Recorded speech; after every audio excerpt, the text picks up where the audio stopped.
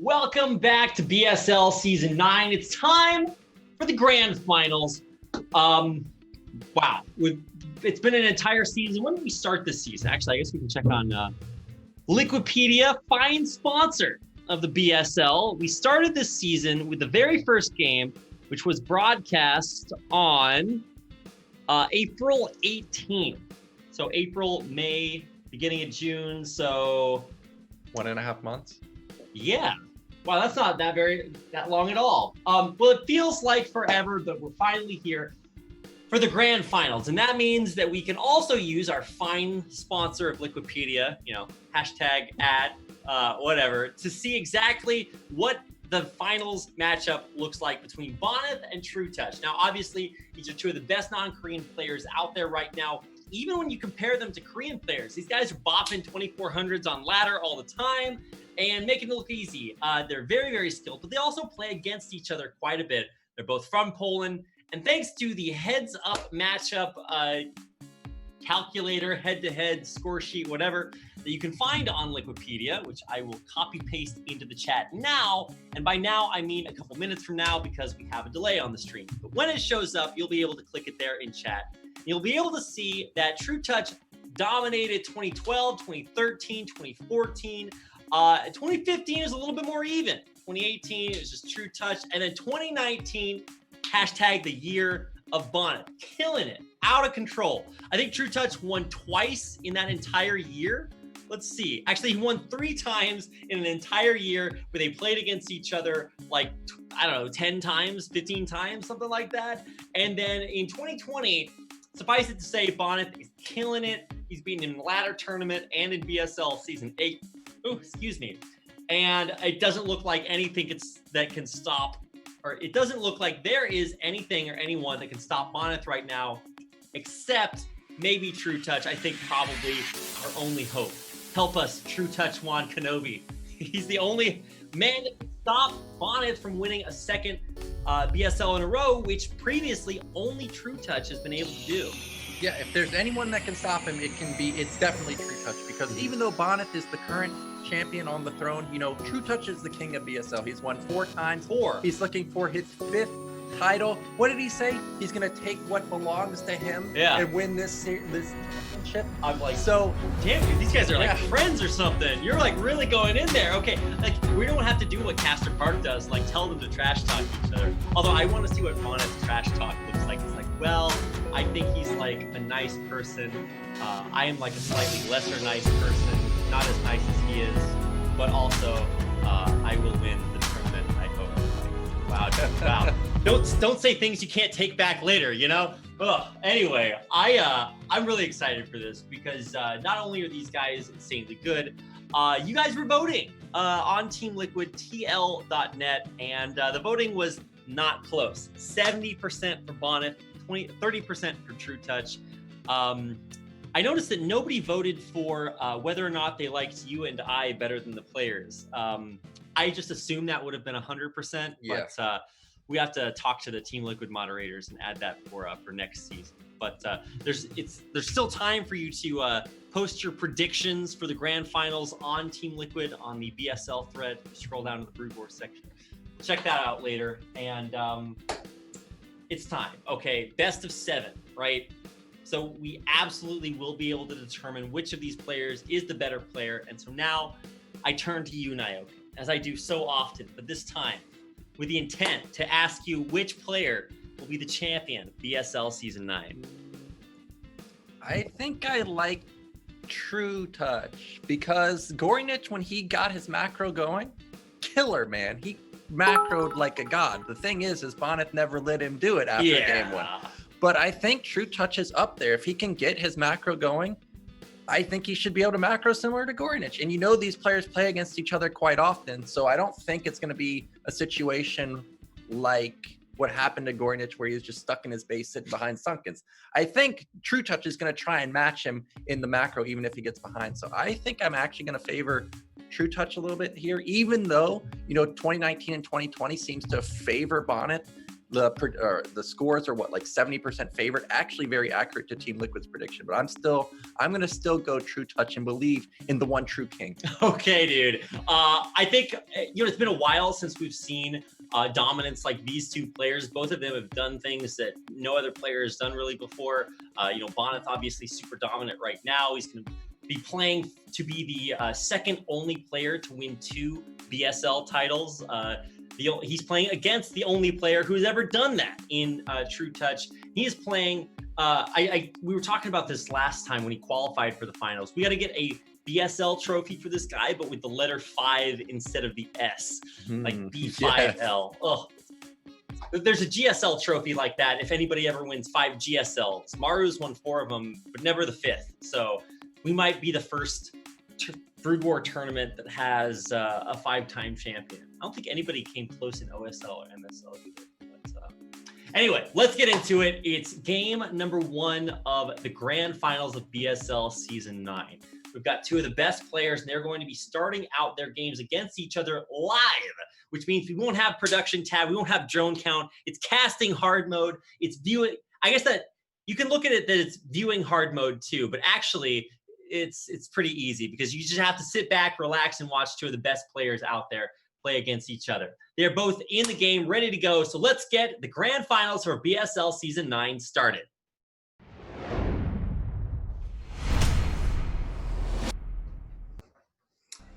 All right, in the upper right of the map La Mancha, in the, that's pink, right? I'm colorblind. In the pink, as Zerg from Poland, it's trutaCz. And in the bottom left, he is our current champion. In the blue, it is Bonyth. So Bonyth, I mean, he's just looking so good these days. He dismantled Gornich, just absolutely crushed him. But trutaCz also just crushed through everybody so far. He took out Zeki, who people were saying, like, this guy can come back and just win everything, He's going to easily get out of his group. He shut him down. But to be fair to Zeki, even though he was out of the scene for quite a long time, he played really good. Well. There was that game on Sylphid where it looked like he was going to beat trutaCz. But trutaCz, he's here. I'm just curious what we're going to see from Bonyth. I see that a probe has gone out already. So that makes me think that this is going to be a Forge expand, which we don't see that often. And trutaCz is going to get aggro. We've got 9 pool coming in. Yeah, this is something that's super exciting to me. Not only did we get some 9 pools versus Terran in our 3rd, 4th place match, but Overpool is kind of the go-to ZVP build because it's safe against everything. It allows you to be in an okay position in some situations. And in this situation, not seeing an Overpool, that is a 9 pool, right? Yeah, with Extractor Trick, is interesting because it's not necessarily the safe build. It is really good against some things, but usually you expect Bonyth to be opening Gateway, and he's not doing that this time. He's going for that more defensive start. Yeah, so we'll see if Bonyth can recognize that this is a 9 pool. He should recognize that this pool is a little bit faster than usual. Also, the Overlord is just now popping. Now, trutaCz did not go for a gas follow-up. He is not going to speedling all in. And Bonyth is responding with double cannon, making sure that nothing can get by. Remember, on Sylphid, the one game that Gornich ran away with, he let 2 Lings get in and actually got 4 probe kills. I was watching Bonyth's review of that game and didn't actually realize that's how much damage the Lings had done. And a pylon block comes in. Now, the Lings are already out, so this shouldn't be a very long denial, but what it does allow is it does allow Bonyth to get up his cannons definitely in time, and maybe he could have canceled and gone for like a faster gate or something and still gotten a cannon up. I don't know, but the pylon gets shut down very easily. Now, what does trutaCz want to do? Is he going to go for gas? Is he going to go for a 3rd hatch? Remember, we saw Gornich just spam hatcheries, just absolutely spam them like crazy before gas. Didn't work out too well for him. So we'll see if trutaCz is going to change it up. It looks like that is actually what he's going for because mid-right is going to be a hatchery. Yeah, I think this is a super correct response. Obviously, having the Zerglings out there does delay the Nexus a little bit longer. You kind of got to put a couple of cannons up just to be sure that you can hold. And I mean, even though the hatchery was delayed, you're going to get that 3rd hatch out right now. I mean, before, like every time trutaCz has the opportunity to plan ahead for some of these big high stakes games he plays in, he brings out just some of the sickest ways to sort of transcend the matchup. In ZBZ, he was going for a bunch of weirdness. So was Gorinich last season. It was super exciting to watch. But this time around, I wouldn't be surprised to see him kind of go for that style that you talked about. Just throw down like kind of not quite Sauron Zerg, but really get out there and macro. Because on the other side, what do you have to worry about? He's going to be able to at least scout if he wants to with a couple of lings. It looks like he's sending those out right now. And let's see what Bonyth is up to with his probe. He's hiding it behind the mineral line, but I think trutaCz is going to sniff it out. Yeah, trutaCz is trying to find this probe, and I saw that the probe already went down for Bonyth, so he really is in the dark. He doesn't know, is this a Hydra bust? Is this going to be Speedling? Is this going to be Lair? We see that this is a Lair follow-up, and it looks like the Ling did show itself at the natural. So now the probe has started moving. He's going to go up for a follow-up scout. He still doesn't know about mid-right. Now he's going to come into the main and not really see anything. But I like the additional lings that the 9 pool gives you, because a lot of time in the past, I was seeing Zerg players only build 2 lings, and they were not able to push the probe out while also getting scouting intel. So I really do like the 6 lings here, or 4 lings or even 4 lings. Now the probe comes in, sees nothing. This is, can he get through? Oh, he's just going to try and range the ling. Oh my god. Oh my god, stop it! Bonyth, you bad man. This is not maintaining proper probe social distancing. He gets in, sees the lair, and that's exactly what he wants. This is supposed to be that dark, scary time for the Protoss where they don't have Corsairs and they can't get out there to scout. But instead, he's able to glitch the probe in almost, see the lair coming, and know exactly what's happening on trutaCz's side of the map. Yeah, he was already going for the safe opener with the Stargate. Now remember, versus Gorinich, he like perma-supplied Gorinich with his Corsairs. Now that's not going to happen this time because trutaCz is already gone for the Spire. But we did see a fast Citadel follow-up, a bit faster than the standard 7:30 timing. So this should be a DT follow-up coming in for Bonyth. Now, mid-right, there's an Overlord to the corner of the hatchery, but it's not in range of the drone lines. So that could be a potential vulnerable spot that Bonyth could abuse with his first DT coming out.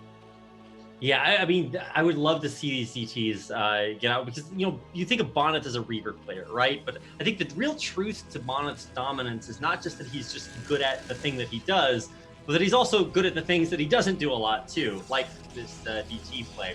And this isn't going to be that like super aggressive, like Bisu build kind of style, but I mean, how many games have we watched where Bonyth like kills the entire drone line of a base with a DT while he's also defending back at home? So we've also seen quite a few games where he like kills a billion Overlords, even though he doesn't have a lot of Corsairs out. And I think he's at least going to get 2 here, right? Yeah, he may actually be able to get 2 of them. The Spire did finish. DPS of the Sair it's decent. He may actually get this one at the top left. I think he will. So 2 Overlords is actually a pretty nice find for Bonyth here, but he still hasn't found mid-right, I don't think. He's still trying to figure out where this base is that trutaCz took. We see that it's not at another main. You see that the Sair went to the top side, top left to see if it was potentially there, but it's not. So trutaCz, he is on 5 hatch now. I did see him put down the 5th hatch at mid-right. Evolution Chamber went up also, so he is just going to go for the standard +1 Hydra follow-up. Now, I didn't see a DT move out, but I'm pretty sure it should be coming pretty soon. The Templar Archive is done, but actually Bonyth's like overall army is very small. It's 2 Zealots and 4 Sairs. That's it right now. Yeah, you know, this always kind of baffles me. It's like, oh, wow, he actually did get a Scourge to connect. Didn't kill the Corsair, but, you know, damage is damage, right?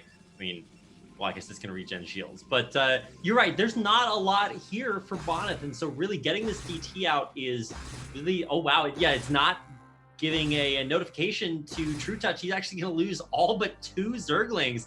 Man, 6 kills already on this DT. Seems like Bonyth is playing crisp. He's, what's the what? I was playing some games with some friends today, and they say that the new term the kids are using is cracked. Like, cracked? Say, yeah, he's cracked, dude. That's the new way to say that somebody's good at something. I want to just get taken back to the 90s where I can say all of the things that are actually good indications of skill. But Bonyth seems like he's playing really well. trutaCz, on the other hand, he's going for a super standard build. Maybe it's just a way to try to feel out what's coming. Diving on top of the Overlords, frees up this DT to run all the way in. There's no sunkens, there's no detection. How many drones are going down here? Yeah, there's going to be several drones, and actually Bonyth was going for a small zealot timing also at the same time. A very weird timing, actually, because he only had 5 zealots. But it does look like the DT only got like 1 or 2 drones. No, he's running coming the drones back. He's going to lose 2 more, if not more. He actually surrounds the DT, but it's still going to be able to run away and survive after all is said and done. That guy's got like 14 kills. He's insane. Yeah, so many kills on that DT, and it also shows that trutaCz is building tons and tons of hydras. So Bonyth preemptively building a couple more cannons. He's got like 6 or 7 gates up in his main, and he's looking really good. Templars are already out. They're going to be starting to bank up that energy. Everything is phenomenal for Bonyth. He's up 30 supply, but instead, trutaCz is not going to be going for a bust. He does just drone up behind it. I think that was the perfect call there, because Bonyth would have been easily ready for that. Now, how much damage can these Sares get done? They pick off another Overlord. That's the 3rd or 4th. Actually, it may be the 4th or 5th one, because they got 2 at mid-right. And that's going to supply block trutaCz. And we already saw what Bonyth can do with a lead versus Gornich. He just crushed him once he started to get his macro going. A little bit of miscontrol there on the Corsairs. They're pretty hurt right now. And, you know, it's easy to see the Corsairs and think, well, why doesn't he just dive on the Overlords, kill a bunch of Overlords? That's a lot of damage. I'm like, well, yes, but those Corsairs are like 50% of the Protoss army right now. So you need to keep them alive, not only for scouting information, but also because the threat that they represent is crucial to keeping the Zerg from just running across the map and killing. You can see how, oh no, the Hydras ran away at the wrong time. He is going to be able to get in, dive on the Overlords, take a couple of them down. It won't supply block trutaCz, but one of them is badly injured, and that one would have. Yeah, he's basically been blocked for like upwards of a minute now. He was stuck at 69. Now he's stuck at 77. It looks like a few Overlords now just pop, but that's going to give Bonyth a really big window to try and deny this top middle base. If he can find it with the Sares, I think that's exactly where it should go. There's no sunken setup just now. There's no Overlords there. trutaCz is scrambling to start getting up some lurkers. Another Overlord has been found. Yikes, that's going to supply block him again. And it doesn't even feel like he's risking these Corsairs that much. He's looking for opportunities, and he's finding them super vigilant on it across the map. And he's got like 5-6 cannons back at home. So I don't think, he's actually going to have to kill them to bust out of his base there. Bonyth playing both very aggressively and very safe back at home. It kind of feels like Protoss can do everything all at the same time. Yes, it does feel like that sometimes. But Bonyth is playing this perfectly. He's got 9 gate production. The only thing that's really lacking from his army right now is there's only 2 Templar. Oh, actually, there's tons at the natural. We see there's like 4 or 5. Oh, yeah. Oh, my God. He's got like 6 Templar. Okay, so he actually has 4 Templars. I thought that was only 2 for him. So he's got tons of energy on these Templars. And honestly, if he goes for top middle, I don't see how trutaCz can actually stop it, because he got blocked for so long. He's spending his resources on 2 more macro hatches in his main. That puts him at like 9 hatch production. But I'm not too confident that he can actually support 9 hatches. He doesn't have Hive, where, you can just build free lings, but Bonyth finds a huge chunk of Hydras for free. Yeah, and those might have actually been morphing into lurkers at some point, in the future. Just keeping the Hydras off the map, pushing them back, getting those free kills. Bonyth doing everything that he needs to do, because the third base is really the kind of pressure point in PvZ. You need to be able to bust out, get that third base up, and Bonyth is able to do that. I mean, pretty uncontested here. trutaCz, it's rare to find a Zerg that would rather sit back and macro than putting pressure on the Protoss during that vulnerable expansion to the third base. And actually, he is still going to go in for it. Those Hydras that he pushed back did morph into lurkers, some of them, and he is revisiting that third base, and it's going to force a cancel. Oh, it was perfect from trutaCz. Minimal commitment there to deny the third base. Meanwhile, Bonyth has a huge army across the map. And trutaCz got supply blocked again, stuck at 125. Is there enough? I don't think there is. There's like 6 High Templar coming up from behind. There's no units to go for the snipe. He scourges 1 observer. I think there's still 1 more. Big storms on the lurkers to the right-hand side. There's still more above and below. A couple of those are getting some decent spines off, but the continual killing of Overlords once again supply blocks trutaCz. He cannot build units to reinforce. Now he is bringing in the forces from that fourth base, and he's going to try to get big burrows down. But look at the Storms. They're catching double, triple lurkers. The Hydras evaporate. The unit count is falling for trutaCz. Look at that Templar. It still has 200 energy. He still has 2 more Storms available. And La Mancha is one of the maps that has one of the tightest chokes here. Look at this Sim City. The Hydras funnel in. They're just going to be eating Storms nonstop. There's one right there. Oh, I thought one was going to be coming in. There it is at the bottom. Look, he tries to flank, and there's just infinity Storms ready and waiting to stop these Zerg units from being effective at all. Look at that choke point. Exactly like you said. Easy to place the Storms right in there and take the Hydras out as they clump up passing through. The Zealots in the front still there. Hydra's actually sniping a couple of these the observers, and that is maybe a way to hold on here with some lurkers, but I don't even think there's any lurkers left. Yeah, I think it's just a matter of time now. And if he just focuses down the Hydrogen, what are we going to make? We're going to make Lings into Goon Archon with Storm? I don't know about that. There's just so many Goons now. Zealots streaming across the map. They already had 1-1, now 2-1. GG, Bonyth is going to take game 1. Wow. I mean, that game was so sick. I mean, you got to see Bonyth playing I guess not really aggressively. Both players playing pretty standard. Bonyth going for forwards instead of gateway. Oh my, the shocker. Incredible macro on both sides, I felt like. I mean, trutaCz was up to 9 hatcheries or something. So he had the ability to produce a lot of units. He made that super hit and run move on the third base to take it out. But, I mean, you just can't let Bonyth build units, dude. He uses the units to win the game. You can't let him do that. I love the counterattack to mid-left. He denied it, and that's so crucial for Protoss to get their third base up and running. But the supply blocks, just like versus Gornich, it just felt endless. Even if he wasn't technically, under supply, he was just permanently stuck at the max, 68 out of 69 or 77 out of 78. It was just, and then at the end, he got supply blocked 3 more times. So I think if trutaCz just didn't get supply blocked, every couple minutes, he would have been in a phenomenal position. So even though he did go down 0-1 in the series, I still think that he's in a good spot. I'm not worried at all after the first game, even though Bonyth, built 9 gates and ran him over. I'm still confident in my boy, in the true king. Okay, well, we've got some great, here's the thing, guys. Okay, let me take you beyond the game if I can for a second. You ever see these tournaments? They have these lists of bullet points that say keys to the game. All right, these things are the biggest jokes. So here's our keys to the game. All right, our keys to the game is don't let Bonyth build units, and what was the other one? That you just said about trutaCz not getting blocked. Oh yeah, don't get supply blocked. I'm like, nice guys. We're really adding value to our analysis of this event. Just watch the good players play and listen tangentially to us. Game number 2 is coming up, and it is on Match Point. And Match Point is the map that I like to say is the map that would be Monte Cristo if we didn't have map bans. But thankfully, this is the best of 7, which means we get to force players to play on Monte Cristo eventually if we get that far. So you get Match Point now as the Monte Cristo appetizer, and then we'll see if we get to see that map towards the end of the series. But the map is Match Point. Our players are live in the lobby and ready to go for game number 2 of the best of 7 grand finals of BSL Season 9.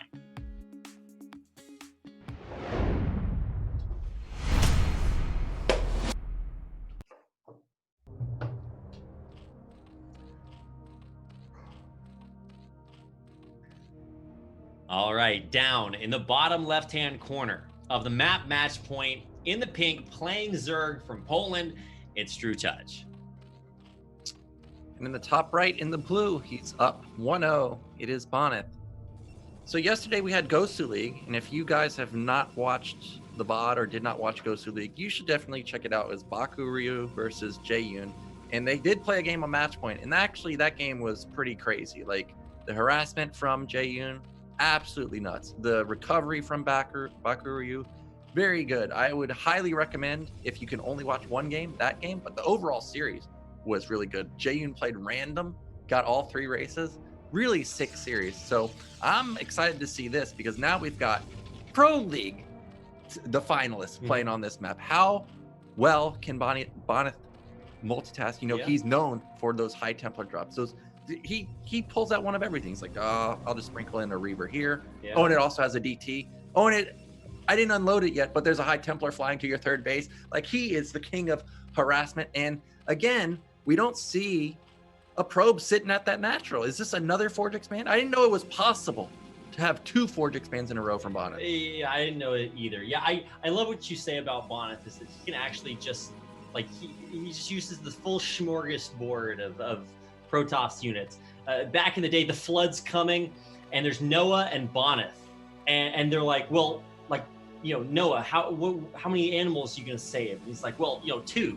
And then they're like, okay, Bonyth, how many animals did you say? Well, I just need 1 of everything. I'm like, well, it's a good thing that Bonyth wasn't in charge of saving the animals back then, because he just uses 1 of everything. He's got the 1 DT that kills all your drones. He's got the 1 Reaver that just blows up your army. He's got everything he needs. Right now, he only has, oh, actually, he does have 2 next side. Second one's on the way, and that is a somewhat fast Nexus. That is a 12 Nexus. Yes. The gall of this Protoss player. Didn't this Zerg just open 9 pull, and now you're like, I'm not gonna do it again. I'm gonna go 12 Nexus.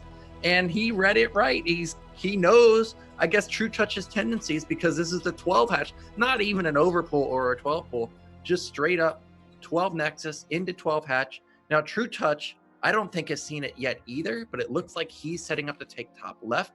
Actually, maybe not. Oh yeah, he is going to be taking top left. He does have his gas going down at the standard 230 timing. So everything is going to be lining up for the standard layer follow-up.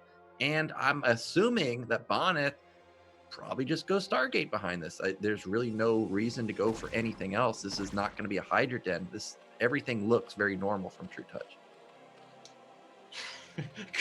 Cracked pylon placement. I'm like, yeah, dude, he's killing it. Oh, that's how you can tell the hallmark of a truly great player. They're pylon placement. Well, it's actually just there every game. Anyway, some things. Oh wow, he killed it. What? How?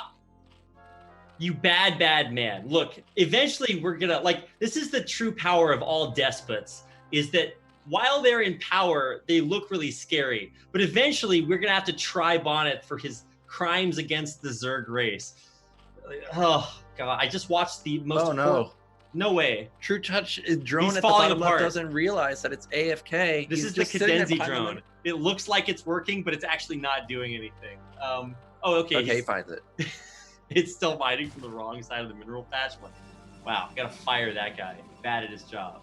Cybercore coming up. It is actually, this is something you gotta watch out for. It's vulnerable if you get pushed by Hydras. You can attack that from the low ground. I mean, obviously there's mischance, but you don't take that placement for granted. But obviously we're not quite there yet. We still got to find out whether or not trutaCz is going to. Oh, he does get scouted up there. So really good information coming in from Bonyth. Yeah, Bonyth sees exactly what he needs to see. And I thought maybe trutaCz is going to mind game Bonyth and maybe put down a Hydra Den after he lost that drone, after he got scouted, and it's obviously going to be there. But we don't see that, and we do see Bonyth. Oh, the probe almost gets denied by the drone. But we do see Bonyth has gone into a super fast Citadel again, like super fast. Now, normally I would say that this might be, or it should be DTs, but I actually wonder, since he has shown the Stargate and shown the Citadel so fast, is he going to cut at some point and like put down like 3 or 4 gate and just go for his speeds all the time? I mean, to me, that would be a really good mind game. 1 Sayer, just go straight into speed with 3 or 4 gate, because trutaCz should not expect this. This really does look like a DT follow-up, but we'll have to wait and see what Bonyth wants to go for. Do we have the Spire start? Okay, Spire is halfway done, so I don't think we're going to lose as many Overlords this time. Yeah, I mean, that's one of our keys to the game, right, Nyokin? Lose less Overlords. But already you can see this game is just much different. I mean, 2-player map versus 4-player, whatever. The difference is gone. Catching this probe would actually be pretty good. That probe is still alive. That's the one that got the kill. How many Zerglings does it take to kill 1 Protoss probe? Well, there's your answer. What do we take? 9? Nice. Maybe 10. Yeah, probe didn't even stand a chance, but still, when your scouting probe's dying at 5 minutes 30 seconds, yeah, you don't need to go back and practice that micro map. You're good. You're doing okay. Oh wow, it's drones actually popping out there. So at least 1, maybe even more Overlords going down here. I think that's actually going to supply block trutaCz, right? I think one's going to go down. Just a new one popped, yeah. Yeah, I don't think he's going to get more than one. Scourge will be popping out pretty soon. Sayre's going to find more Overlords at the natural, but I imagine Scourge going to be popping there pretty soon. He might actually get a second one because Sayre's can actually beeps it pretty quickly. Oh, he's going to have to turn around. Now, you can micro against just 2 Scourge on 2 Corsairs. I believe in Bonyth, but it's more of an idea of like, why try? Look at how he's like baiting them around. Oh my gosh. Scourge are the worst units in the game. Oh. Okay, wow. Okay, never mind. Scourge are the best units in the game, guys. They just 2-shot Corsairs. It's so good. So broken. No. Oh, and look, Bonyth is doing what I expected. He's got 3 or 4 gates at his net on match point. Oh my God. So actually, this is going to be a super fast speed zealot timing. It's not as fast as I thought it was going to be, but he's going to come in. Okay, he does see the gates. He does know that match point players do love to put their gateways at the net.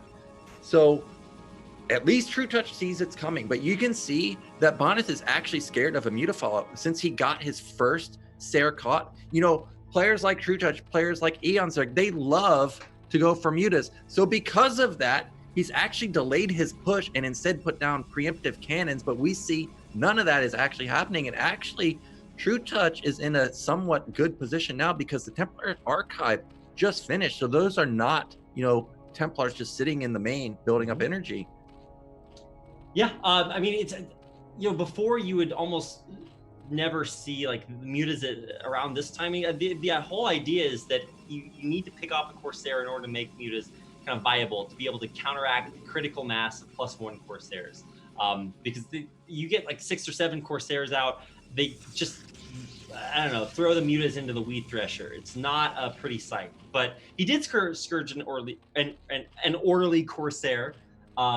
And this kind of changes everything because we saw last game there were so many High Templar from Bonyth, but now you can't really afford to build a lot of High Templar and send them out with your army because you have to make sure they can't, you know, just get run over and sniped by mutalisks. And the read was good from Bonyth. Like, he built 2 or 3 cannons at his main or natural. But the thing is that trutaCz saw it. And even though he had mutalist building and he didn't cancel it, he didn't show Bonyth. So actually Bonyth moves out with a handful of zealots because he didn't think that mutas were out. He thought that, okay, they should have come by now, but they never came. Instead, he moves out, loses a couple of zealots. And we see trutaCz behind this because he's pushed Bonyth back. He's taking his mineral only. He's got another macro hatch at top left. He's on like 7 or 8 hatches now. But that's a lot of Sayres. That's like 7 Sayres with +1 maybe. So they do have +1. It is 7 Sayres. Everything that you said was correct, Nyokin. Good job. But we also have to like watch out for the Scourge. That is like quite a few Scourge there, and they do have +1 armor, so it's not as easy for the Corsairs to take them out.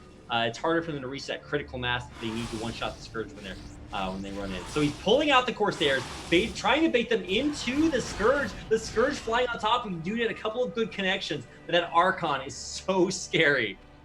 Yeah, but trutaCz has got to be careful about a potential Zealot Archon attack. Hydras are coming out right now. There's so many Sayres. If he starts to get supply blocked and he doesn't have critical mass Hydras, you know, that's going to snowball very quickly. More gateways coming down for Bonyth. He's going up to 6 now. 9 Sayres. They can just absolutely decimate anything in the air. If there's any stray overlords, they will just disappear from the map.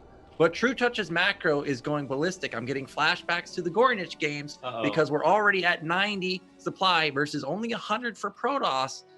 And we saw what Gornich did, even though he was losing tons and tons of Hydras to Storm. It didn't matter. He just had endless amounts of Hydras. Oh, wow. Look at him micro these mutas against the Archon. Now, unfortunately, he did take a hit there, so time to back off a little bit for now. But this is the problem. It's like, it's such a weird arms race between like mutas and, you know, Sky Zerg versus just Sky Toss, because if you overbuild Corsairs, you get like a full control group of 12, and then you find out that your opponent has like 5 mutas and like 25 million Hydras, then Corsairs don't help you too much unless you get D-Web, but we're not going to see that. And so I think for trutaCz, he's kind of pulling off the muta production and going into a ton of Hydras right now.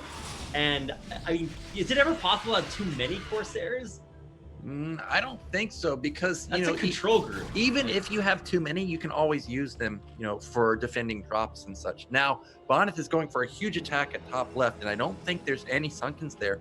So that is a potential spot to, okay, we do have 2 tumblers. I was wondering how much storm we had available, but is it enough? That's really not that big of a ground army. Yeah, it really isn't. I mean, I don't know if it is. Where's my Nidus, man? Oh! Oh my god! Disgusting storms blanketing the entire Hydra force on top, even more, and there's just no Overlord safety plan for this this base. They all get taken out. Unfortunately, there's no like DTs mixed into this, which would really be, you know, the icing on top of the cake here. But that's a lot of dead Hydras. But I think it might have already reached the critical mass for trutaCz because his macro is insane. Oh my gosh, so many Overlords for free at the natural. Hydra's just not popping, but we don't know where that rally point is. If it goes to the high ground, which is what it looks like it's going to. Yeah, here we go. Oh my. So you did macro out a bunch of Hydras there. So we're safe. The game doesn't end quite yet, but already you can see so many. Okay. Well, we're face tanking Scourge now. Is that the place in the game we're at? Drone count's insane. I really wish we were casting this from replay to see exactly how many trutaCz has, because his economy is off the charts. Yeah. Yeah, but Bonyth does have top middle, but honestly, top middle is kind of a hard place to defend, because look where Bonyth has to station his units. He has to be out in this area of the map all the time, otherwise it can easily get busted. Meanwhile, if Zerg goes for like a counterattack on the right side, you know, they can potentially set up a lurker field over that ramp as Protoss tries to scramble to defend their main and natural. So it's going to be hard for Bonyth, I think, to defend this base, but he needs this base because it's one of the few bases that actually has gas. The reason he's taking it is because of the gas. He does not want just mineral only, but we do see that trutaCz has lair coming up. He's got triple evolution chamber. Even he's got like 10 hatches. Hive is already done. 1230 hive. Oh my god. He's going to be having Speedling, Crackling coming in, such cheap, powerful units with huge upgrades already, versus a Protoss that really isn't completely set up, and also he's kind of spread thin the way match point is laid out. Yeah. So even though trutaCz is down in supply, I'm still liking his position right now. Yeah, trutaCz macro insane. You can see Zero highlighting that there are so many larvae unmorphed, which means that even if he runs across the map and loses this army, I mean, this is the power of like 9 hatchery Zerg, is you can remax in seconds on any unit comp you want. Shutting down an easy 4th base here with a tiny little group of Hydras and Zerglings, making that really annoying to come back and contain. You can see that Bonyth has to wrap his entire army around here just to get this 4th base up. Whereas meanwhile, on the other side, trutaCz is maxing, relaxing, all cool, getting tons of drones out. His macro is absolutely insane. This is like a, I don't know, mini gate Protoss, and he's almost staying even on supply. Yeah, trutaCz's supply is just crazy. 135 to 159. It looks like we got a pause coming in. Okay, well, I mean, look, this is what you guys get for begging for live games. All the feedback. Oh, but that's okay. Just a couple seconds. All right, never mind. Live games are the best form of entertainment. Here we go. We're back into the game. Thankfully, it's just a little bit of interruption. And back to what I was saying. This is such a cool game to have early on in the series, because it feels like, for once, we just get to have like this no rush 20, where both players just get to build up these insane armies and run at each other. Well, not like that, hopefully. That's not the fight you want to fight. Well, trutaCz gave up the high ground, but it is hard to fight down here, but it does leave your mineral line exposed. Where are the storms? There's one. Not the greatest, but that's tons and tons of goons. Yeah, he gets the double storm on the lurkers, but it's not enough to kill them off here. Zergling run by to try to cancel this 4th base again. Doesn't quite get the job done. There are some Hydras there, but the Zealots should be able to take them out, or maybe not. That'd be a sick cancel if you can get it. Run some Scourge and can't quite take out the Corsairs here. The Overlords are now actually in dire straits. The Hydra's just flimsily defending, holding on here. That's so many goons, and on the other side, the Knight is still building. Oh, the storm hit so many drones there, and we see a ton of units coming in through the back. Looks like it is just pure Ling Hydra, and those are Cracklings. So those goons are actually going to melt. Meanwhile, trutaCz did deny the mineral only. So Bonyth attack gets denied, In trutaCz, he's starting to expand to bottom. Middle looks like he's going to start running away with this game. Yeah, cracklings are just so cost effective. You can't build Dragoons anymore, basically. They just explode. The base on the other side was canceled, so no fourth for Bonyth, and he is mining out in his main. He's almost mined out in his natural, and you need to get this fourth base up desperately, but after losing your army on the other side of the map, things are not looking good. Yeah, and with trutaCz having Hive, how are you ever really going to take another base, especially after you just lost so many gateway units? Bonyth is going to have to make something happen with these stairs. He's found so many overlords. This is like 10 overlords. Please tell me there's no There's plague. only one Hydra here. Yeah, there's one Hydra, and he's actually not going for it because he just, I think he kind of read it wrong. I thought he was so desperately trying not to lose the Corsairs, but hate to break it to you, that was kind of the moment. He needs some way to get back into this game. Killing 10 overlords might have been it, but instead it's not, and that keeps trutaCz in an incredible position. Okay, I think. Because yeah, trutaCz he's got has 3,000 3,000. Also, I find it hard to believe that Bonyth would not. Right. I mean, look, I'm trying to shill as well as the next caster here, but you're right. That looked a little weird. Yeah, they're not spending money, so look, it wouldn't be a grand finals without having to remake a game. So. Yeah. Okay, yeah, but that's the weird thing is like this is live, right? Yeah. So it's just a desync. Well,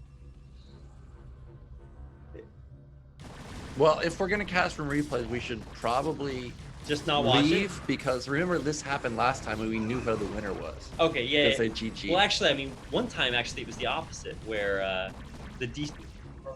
Yeah. Okay, so we're just gonna leave, wait for the game to finish, and then we'll be able to get back into it. So. Well, I guess we get a little bit of everything here. It wouldn't be a complete grand finals if we didn't have pauses, technical difficulties, desyncs, whatever. So we're just trying to give you the complete StarCraft Brood War experience. The only thing lacking is me disconnecting from the. Oh, cast. that's right. Yeah, I mean, that's it. I could like kick the chair out from under you, and we wouldn't see again for. We'd have an IRL disconnect.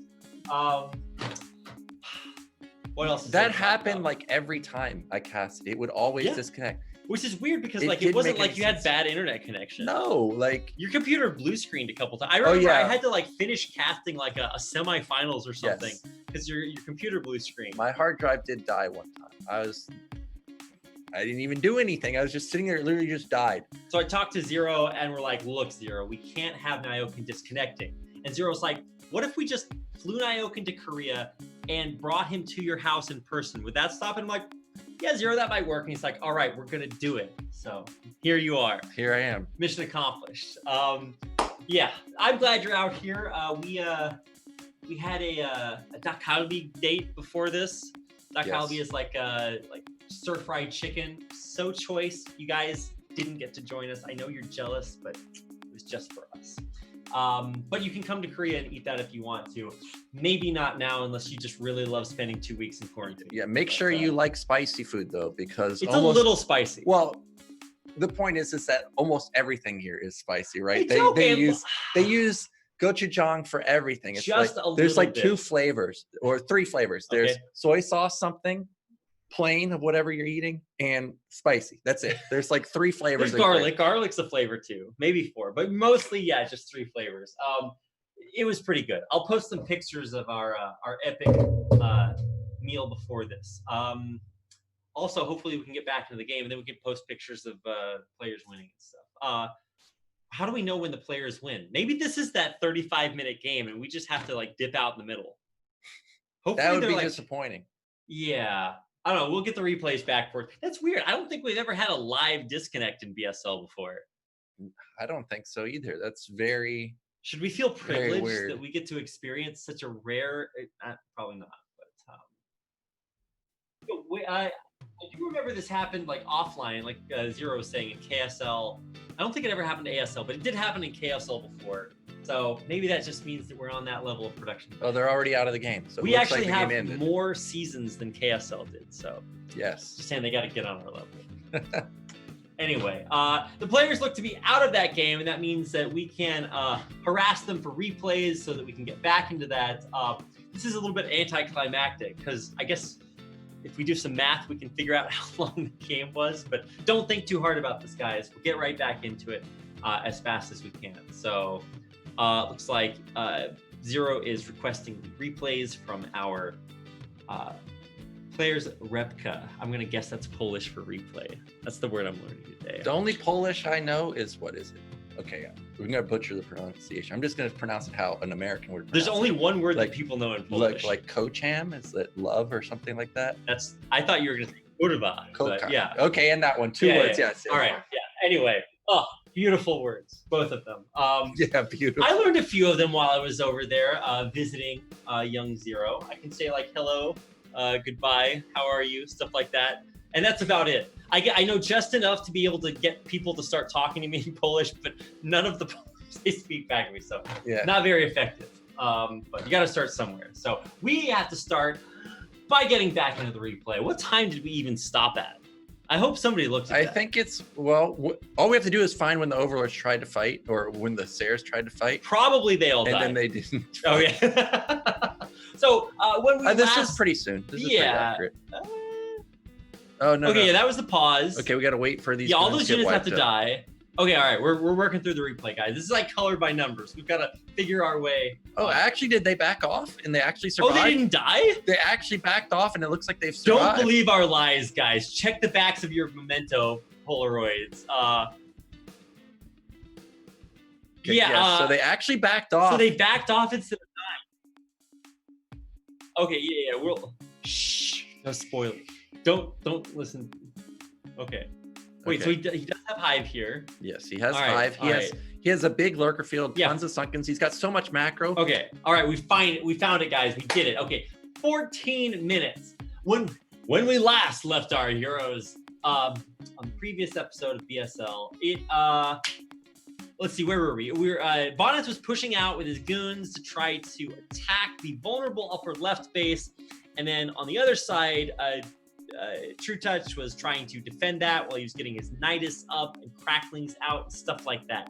And now we can rejoin our heroes in the middle of game number 2, the grand finals of BSL Season 9.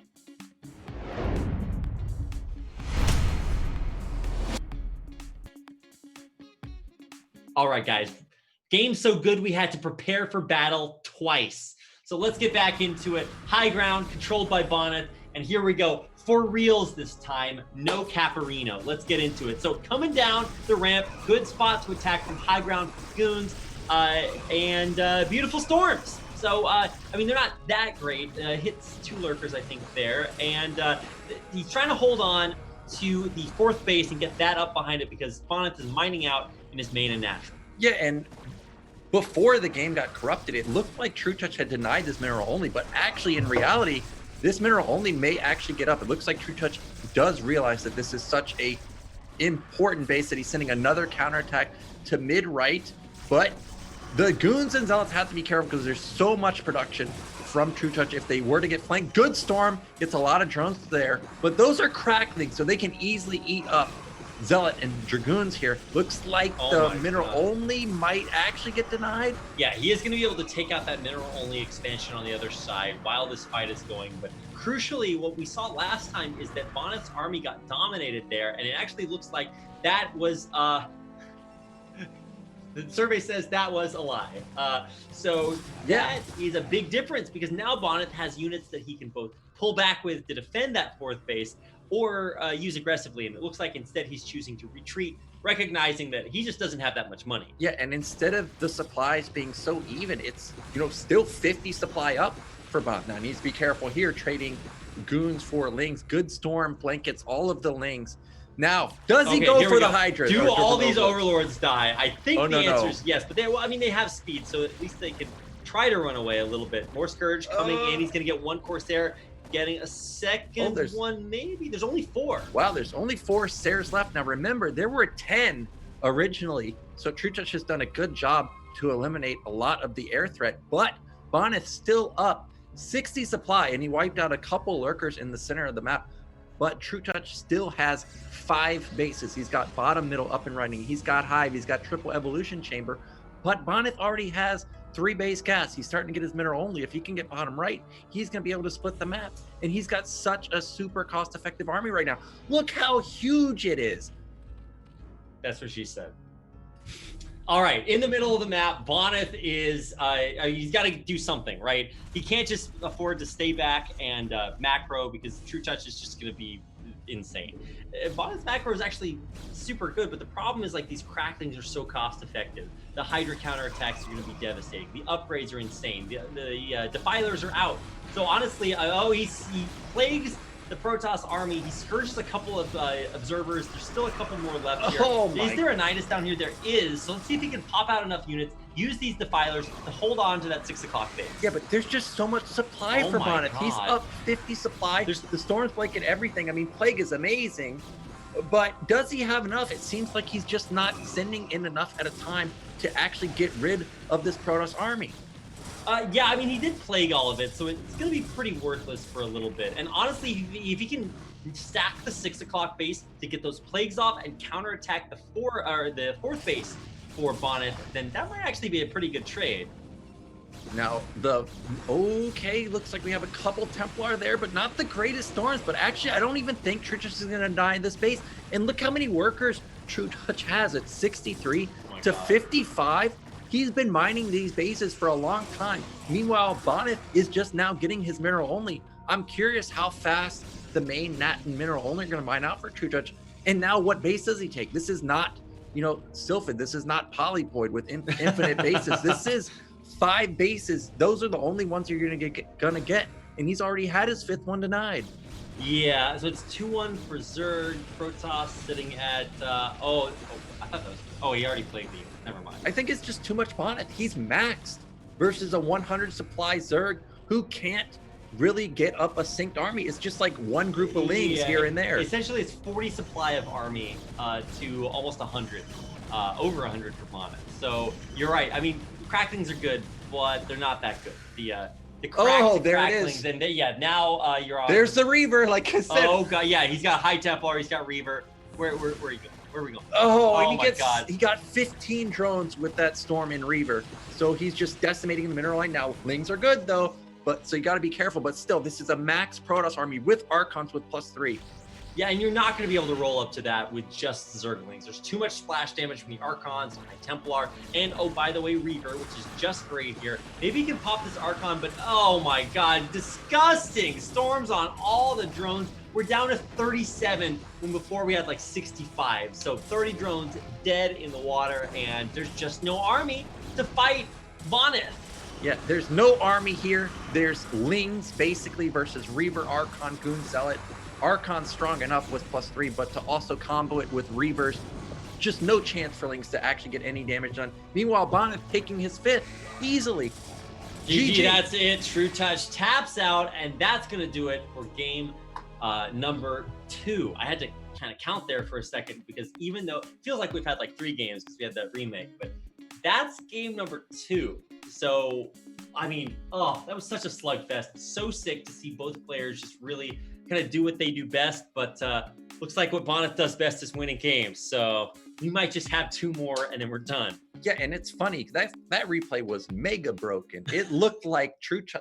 Like when we exited, I thought, okay, well, trutaCz has got this game, and then we get into the game, and it's like, well, wait a minute, none of that actually happened. So I'm actually very worried for trutaCz now because the first game macro looked pretty good. We just got supply blocked forever. Now nothing happened. We had 4 bases for free. We had 1230 Hive with triple evolution chamber, everything going for us, and we still couldn't stop him. This looks very Bonyth favored at this point. Yeah, I mean, the whole one of the reasons the previous BSL finals for season 8 was so epic is because trutaCz or Gorniech started out by beating Bonyth early on, and then he came back and did it again. And it's so important to break up that momentum, to try to figure out, or at least to have figured out Bonyth in 1 or 2 games. Man, 0-2 is a rough start, but it's a best of 7. So in theory, you've got 2 more games to turn it around, but it only, I think, gets harder from here. So, looks like we've got our players ready to go. They're in the lobby and ready for game number 3. And this is super pivotal. You got to turn things around when you're down 0-2. The map is Monte Cristo. So we haven't seen this map a lot since the round of 16. There's a good reason for that, because it is just a little bit weird. 2-player map, lots of weird high ground that makes bases pretty difficult to hold on to. You can see Bonyth actually is the guy that made these bullet points below the map that talk about long rush distances. I'm like, okay, well, yes, but a lot of the things, the features like the destructible temples in the middle, like the map changes over time, so it's gonna be rough later on. Let's see what this game looks like, because neither player has a ton of experience on this map. And for trutaCz, it's so important to be able to come back and turn this into a series here. So let's see if he can do it. Looks like the players are ready in chat. We are ready. And so let's get into game number 3, the grand finals of BSL Season 9.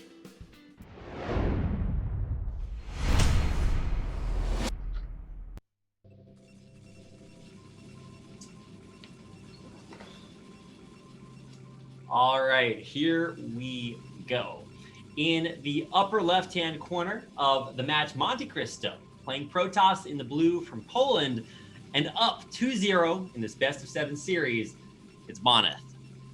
And in the bottom right, in the pink, we have our Polish Zerg. It is trutaCz. So we got Monte Cristo. You know, we've been waiting for it. The last time we saw it was actually last week, Bonyth versus Bonyth. And I think Bonyth picked this also, because I remember Bonyth saying he didn't have a lot of practice on here. I'm trying to remember exactly what Bonyth went for, but what I do remember is that it is so hard to actually be able to bust with Hydras, because you have that high ground advantage. Like, where do you actually position Hydras where you can actually bust through cannons on this map? So I don't think really Bonyth is going to be very scared of any potential Hydra bust. So there's no shock to me that he ended up picking this map, but as trutaCz has shown so far in the series, he's not going for the Hydra bust. He's just going for standard lair play. Yeah, and I want to see if he goes for forge opening here. I wouldn't expect it, but I can. Oh, okay, that's a pylon. I actually thought that was a pro waiting to build a 12 nexus. So, disappointed. Obviously, it's going to be a pylon, and how can he get away with another 12 nexus here?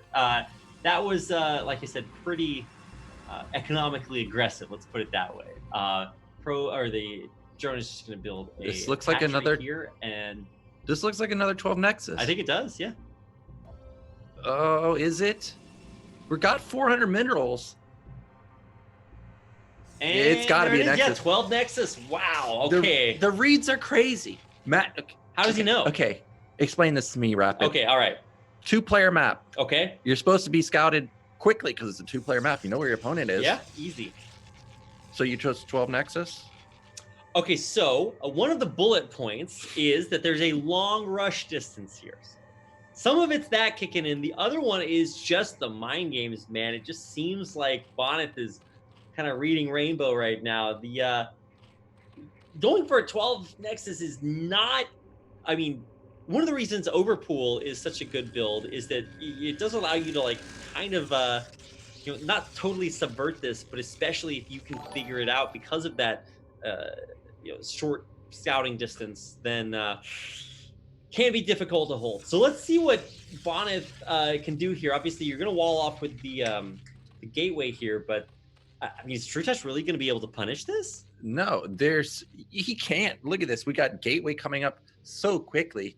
It's going to be probably the same opener as we saw on match point. Now, match point, remember, I was saying I liked the fast there into the fast 3 or 4 gate speeds up. That never actually happened because the mutas came out. We had to force out cannon. Yeah. But I'd like to see that again from Bonyth. Now, again, just like on match point, I think you can build some gateways at the natural. So this Overlord, when it comes in, even though it doesn't see anything in the main, probably doesn't mean that there's not anything at the natural. So he's going to have to be careful. There's the cybernetics. This is always the powerful point of 12 nexus, is with that one pylon, you get your gateway up, you get your cybernetics up. He's going to have like a 4-minute, 4:15 Stargate and Citadel coming up. That is so fast. Yeah, everything really kind of firing on all cylinders here for Bonyth. He's able to get all of this up completely unharassed, and because he is just that good, Bonyth is able to keep his probe alive and scouting all the important pieces of information. He can see what's popping out of the larva. He can see the lair morphing in the main.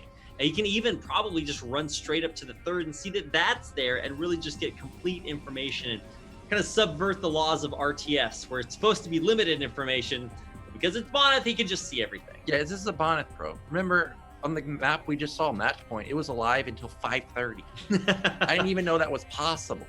So, of course this probe is going to see it. Of course it's going to come in here and see the spire go down. It's going to see everything. Now, what I really want to know is what's going on in Bonyth's main. The Stargate went down, but I do see that I think an additional 100 gas was spent somewhere, maybe? Okay, it was spent on weapons, so no fast... There's the Citadel, but not as fast as last game. This looks more like it's going to be the DT follow-up. We'll have to wait and see if that actually is. The probe's still alive. Of course it is. Yeah. I mean, look, this is another 530 probe, basically. It's in the natural now, seeing everything there. He can count drones if he wants to, just to know exactly what's happening here. Oh, my God. Finally goes down. Disappointed. He had Only to 5 minutes. He had to get speed to kill it. That's crazy. That's absolutely bonkers. Okay, pylon. Now, was that pylon set up there to build more gateways? We don't see any more gateways just yet. Citadel's going to be completing. Now, last time he delayed the Templar Archive quite a bit, but I think this is going to be the DT. Yeah, there goes the Templar Archives. Everything does line up for the DT opener that we saw on La Mancha. This time, I don't think we're going to get any Overlord kills. If it is, it's going to be just one.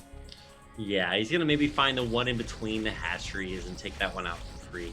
It's kind of a gimme, but look, we've just seen total tragedy. His series versus Bonyth was painful to watch. So many Overlords lost their lives there. Like, Overlords in other games were sad that they were all being killed. It was rough. He's going to get the one Overlord, momentary supply block, not really that significant, and all the Overlords are safe above the hatcheries, with exceptions of a couple that are randomly out on the map. Fourth base, though, coming down in the midst of all of this, shows kind of remarkable confidence from trutaCz, feeling that even though his Overlords are safe, he doesn't really have anything else. Yeah, so we've got multiple gateways going up at the Nat, and these are kind of quick, but it is a 12 Nexus, so I'm not too sure how quick they are relatively to a 12 Nexus, but I'm starting to think that this might actually be the Dragon build with the Zealot Archon potentially, but it is only 3 gates, not 4 gates. So I'm not too sure just yet. Meanwhile, trutaCz somehow feeling confident that he can take another base. He's taking top right. He just now started his Hydra Den. He doesn't have evolution chambers set up anywhere. He really doesn't have great SimCity just yet at his third base. Nat is completely tight though, but I think Bonyth is going to be moving out pretty soon. There's the DT. This looks almost identical to what he did on La Mancha. It actually does, yeah. Well, with the exception of the 12 Nexus, right? Oh, do you mean Bonyth? No. trutaCz. Yeah, other than the 12 Nexus, but small Zealot move out. There's no Overlord here. No Overlord. Even though he didn't actually pick Oh off my gosh. a Corsair, he's running in with all these Scourges. A few of them do connect. He tried to split the Mutas. He's a little bit slow with that more Scourge coming through. He can take out all these Corsairs. It's great. If he can't, then it's total tragedy. And it looks like it's leaning towards tragic. He is trying to focus down the Sunken. He gets it. And there's nothing to stop anything here. Bonyth just picked again this wacky smorgasbord of units, and he's crushing everything. Okay, finally able to take out most of the Corsairs. Only one left. Mutas should be able to take this out. But he's going to be able to kill off the hatchery. Yeah, but that was critical to actually catch almost all of the Sairs there. Only one left over, so trutaCz should actually be able to finish this off, but he's taking crippling losses. 70 supply to 46. The DT is still alive. It snuck out. And now Bonyth, he can just do whatever he wants. He could go into 5, 6, 7, 8 gate. He can take a third base. What he does need to be careful, though, of is there are so many Scourge out. If we do see a Muta switch, that would be deadly. But trutaCz has no gas.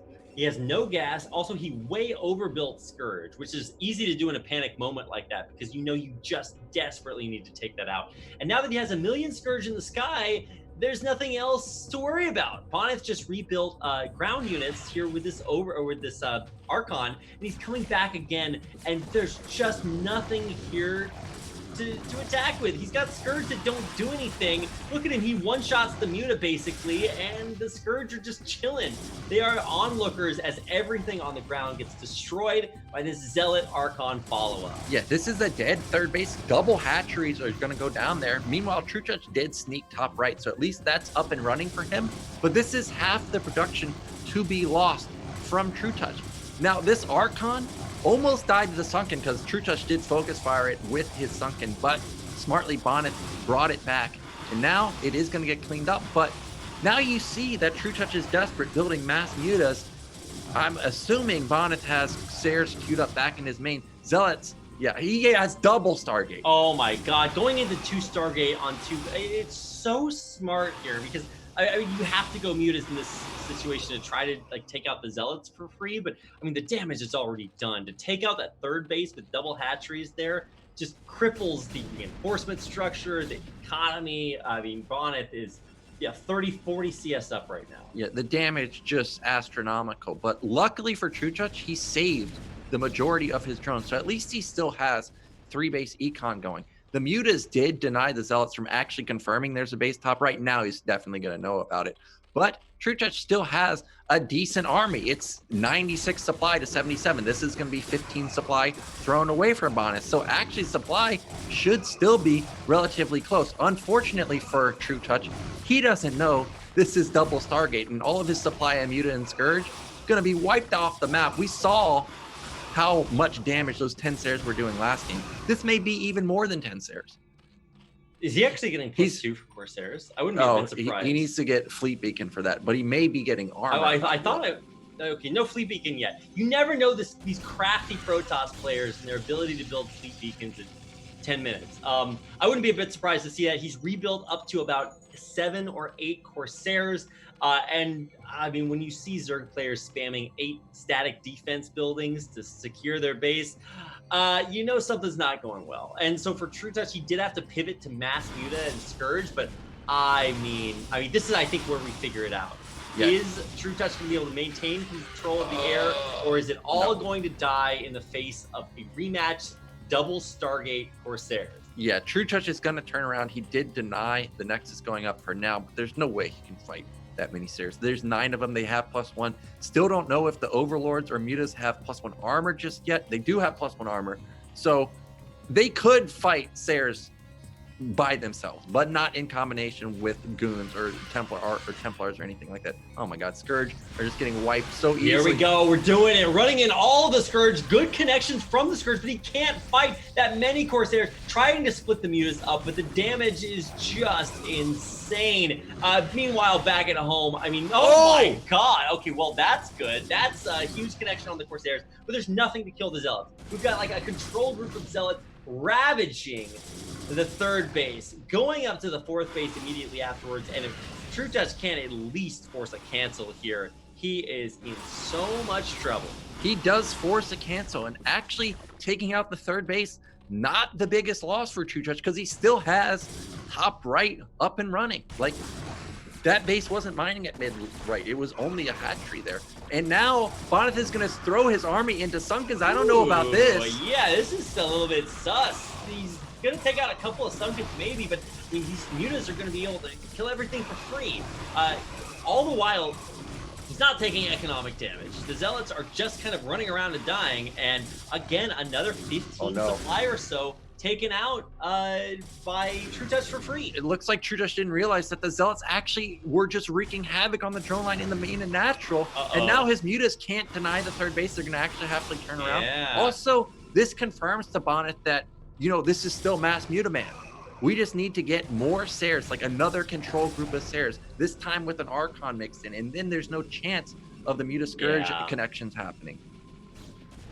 Oh, what's this? Yeah, how did we get here? I don't know if those buildings are supposed to be built there, but they're not going to be there for very long.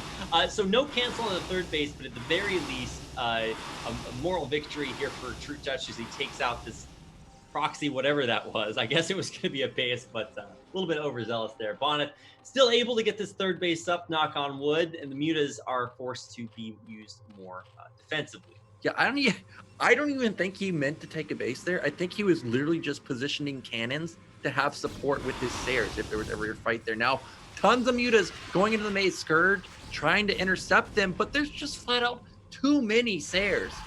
Yeah, I mean, at this point, you got to think about like Devourers or something, because there's no way Muta Scourge is going to take out a control group of Corsairs, especially with no support from like Hydras on the ground.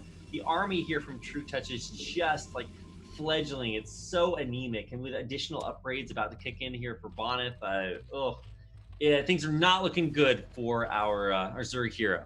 Yeah, now we do have Hydra Switch finally coming in, and I've been constantly looking at the ground army of Bonyth, and there wasn't a single Templar mixed in. So if the Archon goes down, there's absolutely zero AoE going up against Mass Hydra. But because the Evolution Chamber kept getting picked off over and over and over, I don't think there's any upgrades for trutaCz's ground army. He's content with just sacking this third base every time. Now, all right, we're going in, fighting a huge mass of Corsairs, but the splash damage just murdering the mutas. They get taken out. The counterattack on the third base, potent though it may be, is this worth it?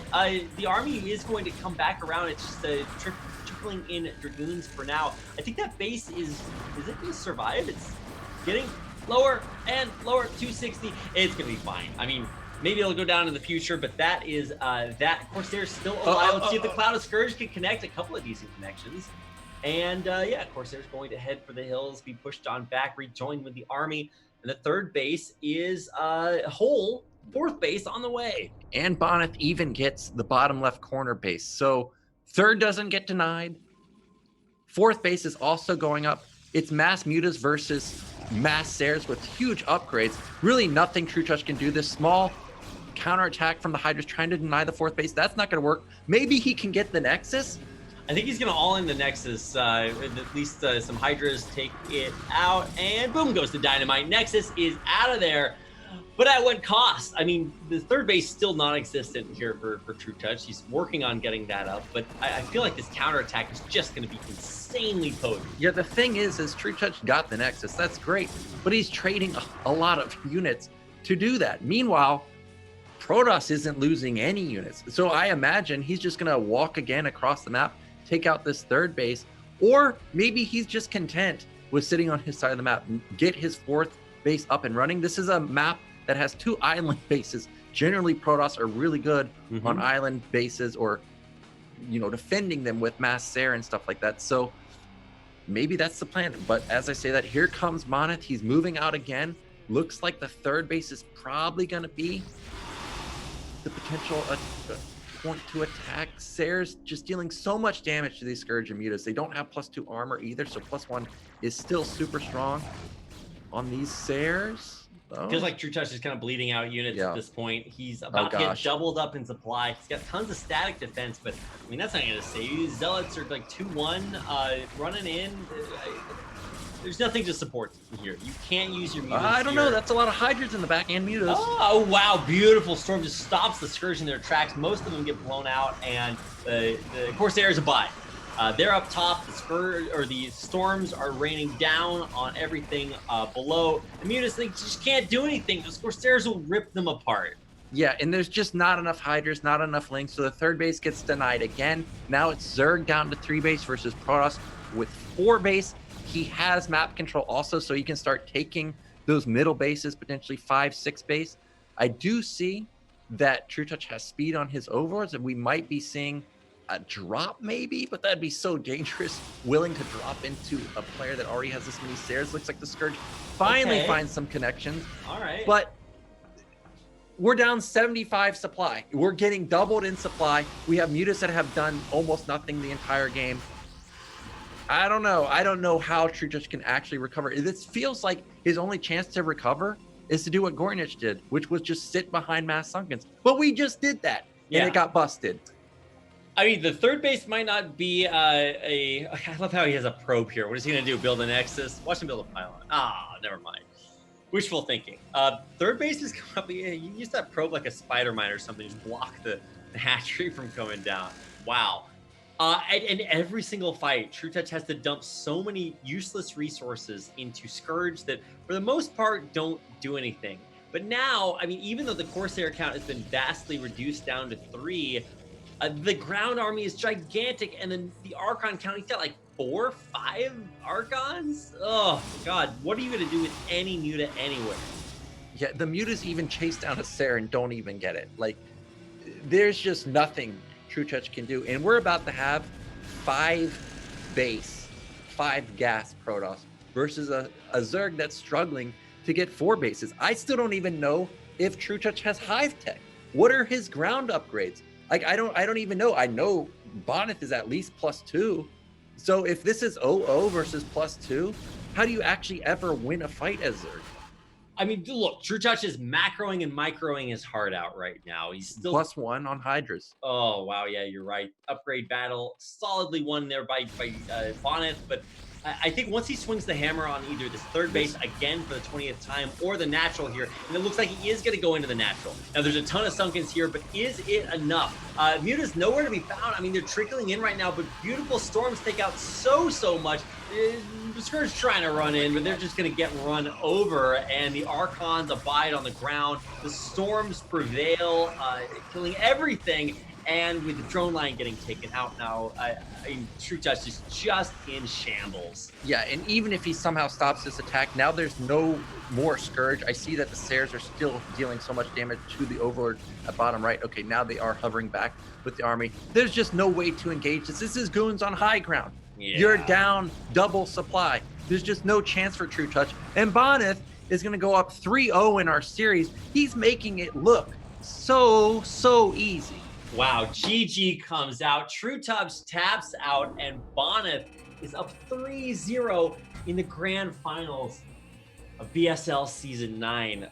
Wow, I remember we interviewed Bonyth. So Bonyth was kind of this guy that everybody knew was maybe the best, close to the best, but wasn't really winning BSLs. Like all the other best players were winning BSLs. Guys like Terror, like DeWalt, like trutaCz again and again.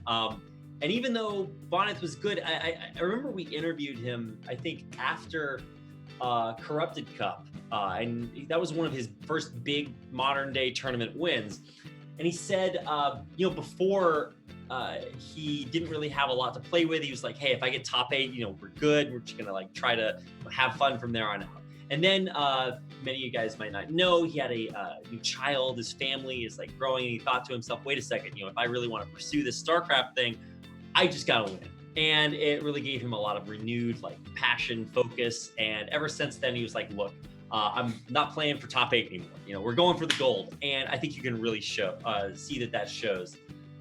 3-0 is super dominant. And reverse sweeps are not impossible, but unlikely. Yeah, not impossible, but definitely unlikely. And it just looks like there's nothing that can stop him. The only time we saw him get stopped was the first game on Sylphid. And the only reason it happened after watching the replay was those Lings got 4 or 5 probe kills. Unless that's going to happen, it seems like you just don't have anything to actually stop him from doing what he does. Like, he's just never on the back foot. He's always on the gas. He's always on in your face. Like, I mean, I like trutaCz, but I don't see how he can reverse it 4-0 right here. Something has to change. Either more aggression, trying to get that early Zergling damage that is so potent, something to throw Bonyth off. But more of the same is not going to work out. So, hey, at least the map changed. Monte Cristo, a little bit weird. We're going to write that one off. Move on to game number 4 in the series. This is, feels weird to say it, match point already. What a fast day of games. Bonyth up 3-0, and we're moving to Sylphid. And right when we say you got to change things up, we're bringing it back to one of the most standard normalized maps in the map pool. Sylphid, 3-player map, and both of our players are ready to go. So without further ado, let's get into what could be the final map in BSL Season 9. Match point for Bonyth. trutaCz needing to bring it back here. Let's get into game number 4 and see what happens.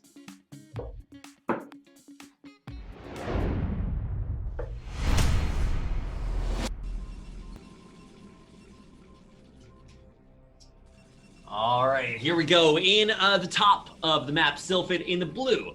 Playing trutaCz from Poland, it's Bonyth. And in the bottom right, he needs your energy, Rapid.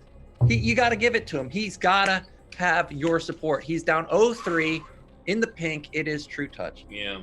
So I think that we need just a complete change of what we're going for. We got everything running for us on match point, and it just didn't matter. It's just not working. The lair play is not working. So I'm reminded of like effort in the OSL, was it versus Flash? The one that he won, the Korean Air one, where I was actually mega tilted because effort just started Ling all inning and then just won 3-0 reverse.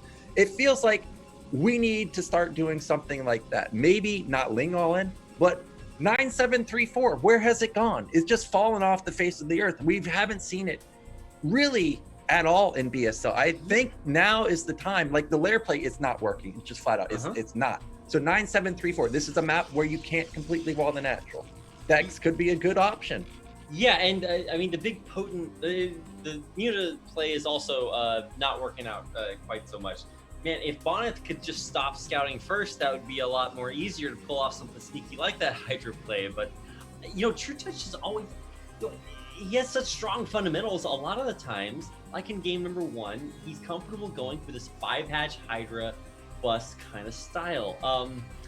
But he hasn't really, I guess, gotten the opportunity to do that. I just like to see, while we're talking about him needing to do something crazy, he can also just try to play a little bit straight up with a lot of these high pressure builds. And Bonyth's just so good at fending them off. He's 2v1ing or 1v2ing these helpless, defenseless drones, and is still going to get into the main. We're looking at another one of these 5-minute scouting probes. Pool comes down after what was, I believe, an overpool opening, so a little bit more standard start here. Well, here's a deviation, 210 gas. This is not 235 gas. This is extremely fast gas. Now, this is the first time Bonyth has gone for gateway expand in this particular series, so this is most likely going to be fast speed, not necessarily fast lair. Now, how many zealots does he want to build? We saw him build sometimes 3, sometimes 1. So far, it looks like it's just going to be 1 with Nexus behind it, maybe potentially 2. Lings are coming out. Cannot lose that probe. It's a Bonyth probe, so the chances of it actually dying to 2 Lings is basically 0%. Second Zealot has started moving out. Nexus has come down also. That probe's low, though. Gets taken out instantly. I mean, that's a worrying time to lose your probe, right? You haven't scouted a lair. You don't know what's happening in the main. And so you can see immediately there's another probe out there on the map. The Zealot actually is going to get surrounded here up against the map. It's trapped in the corner, and even though it's going to trade okay, it gets taken out, and that means that any of the follow-up Zealots are just not going to be able to reach that critical mass. Well, Bonyth needs to be careful because he doesn't have a single Zealot out to defend his Nat. The other one's completely across the map. I don't think he saw that this is such a fast gas. He's going to put up a cannon, but speed should be kicking in pretty soon, and that's more Lings coming across. Bonyth has preemptively pulled, but there's no Zealot here. No defense. It's just probes. Oh my gosh, the probe control is amazing. Probes, how good are probes? How does he do it? You see the Zerglings glitch out, one gets in, but oh my god, they cut it off from the main. I mean, sure, lost mining time, whatever. Cannons are getting up here. One Zergling is not going to be able to stop that, and even though more try to get in, the probes glitch them out perfectly. They do run by the Zealots, so there are more running in. Can they be stopped from entering the main? Can he take them out before they get in? There's 2.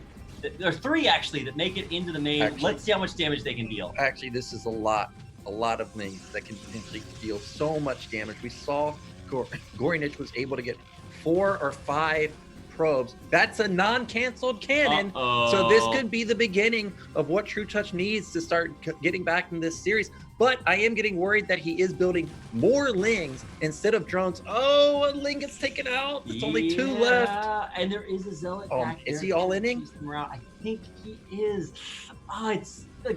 It's so hard to kill your opponent in Brood War, especially early on, and there are cannons up.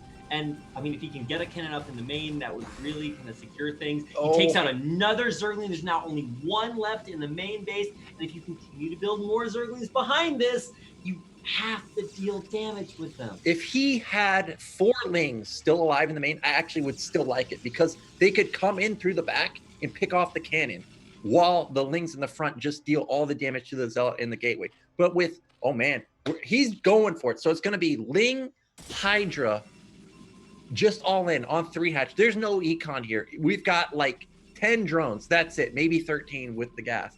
But that's it. There's so many Lings out on the map. He needs to make sure they are well hidden. Does not want to get scouted. I don't think he should start droning. Like he just needs to go for it. He sees Stargate. He's got Hydra Den. What else could you be asking for? There's no Citadel. There's no mass cannons yet. Everything is going for trutaCz here if he's going to go for a bust.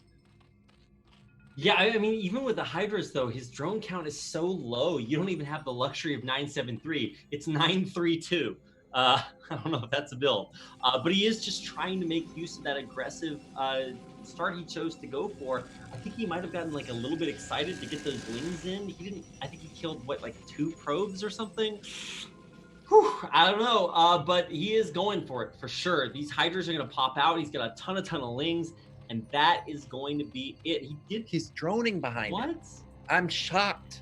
Yeah. I thought those were going to be Hydras.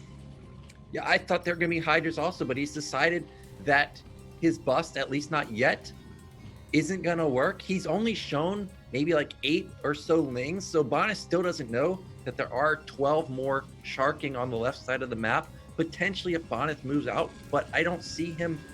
Oh, well, if we look at what Bonyth is actually going for, it is 2-gate speed, no DT. Zer's going to come out, though. This is the problem, is trutaCz didn't all in, so now the Zer comes out and sees that it is 3-hatch Hydra. Now he sees speed also, and it just feels like there's not enough Hydras to actually bust through 2 cannons. Watch him just build 2 more cannons. Yeah, instantly. 2 more cannons on the way. Even like 2, 3 more cannons. Whatever. All you have to do is hold on here. Like, it's not a big mystery. This is the big kind of tipping point where all of a sudden the Protoss player goes from no information to all the information he needs. And I mean, Bonyth with information is a scary force to behold. Now, yes, 6 cannons. Is that enough? I just don't think it is. It's also 2 gates, so there's still Zealots coming in from the main. There's not going to be a huge gap once this gateway gets taken out. The Zealots should be able to close it up pretty quickly. That is a lot of Lings, but it's still only like 16 to 18. And there's really not that many Hydras. There's so many cannons. I mean, even if those he's going to go up to 8 cannons here. 1, 2, 3, 4, 5, 6, 7. Okay, look, guys, I can count a little bit. But I mean, he's going for it. He's got almost as many cannons as there are Hydras here. There's plenty of Zealots to buffer. He can't even attack with all the Lings in the back. And look at the probes, the best unit in Bonyth's army, glitching out of the Lings, forcing the Hydras to pull back. And I mean, after blunting or taking the brunt of that blow and holding on, I mean, so he kills a gateway, a forge, and a little bit else, but that feels like it. Yeah, but because Bonyth has his Citadel for so long, he's got speed already, and he's got God. 4 gate.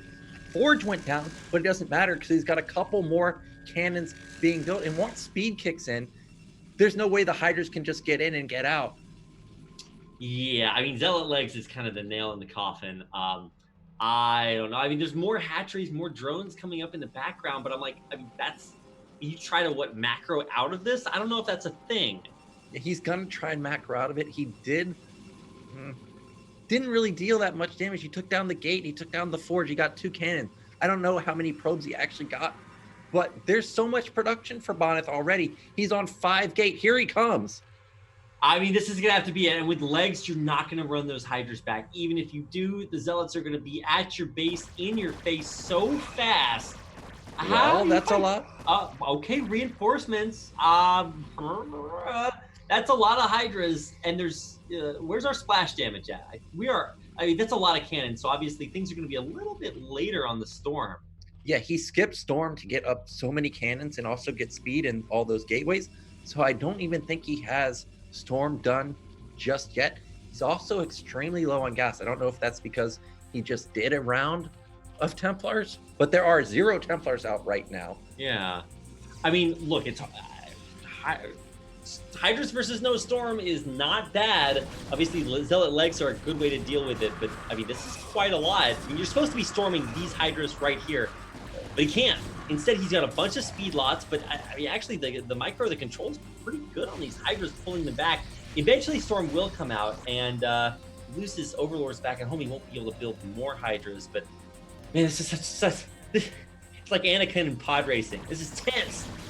Yeah, with one more round of Hydras, this is actually very close. Storm needs to come in right now. There's so many Hydras. Are there enough Hydras here? He's going to pull probes for a second, pull back from the cannons. And I think that if you can just buy time for Storm, that's the only thing that matters. He's taking out all the cannons, and finally Storm kicks in at the 11th hour. Another round of gateway units pops out as well, and the Hydras funneling across the map, though they may be, it feels like Bonyth has just barely bought the time that he needs. Yeah, and now with Storm kicking in, this is Bonyth's championship to take. There's really nothing left for well, he has a decent amount of Hydras. Lair has started, but there's just so much Protoss right now. Also, Protoss sees that the Lair just kicked in, so there's no chance of lurkers just yet. There's no drones at bottom middle for trutaCz, so there's no 4-base econ. Another good Storm catches a couple Hydras. Yeah, those Hydras are a little bit out of position, but here comes the main force of the Zerg army. A Remax on Hydras, well, not as many as he can build. That's what I meant. And they're all coming in here. So if he can dodge some storms, get some nice concaves, you know, maybe. But it just feels like Bonyth is just firing on all cylinders. He's got a higher worker count, a higher army count. It's just looking, I mean, not impossible, but unlikely. And this is match point. So if Bonyth does it here, he does it. Yeah, and there's just no econ for trutaCz. If he had the mineral only going with a round of drones, I'm still a believer. But now with no econ, there's a lot of Hydras for now.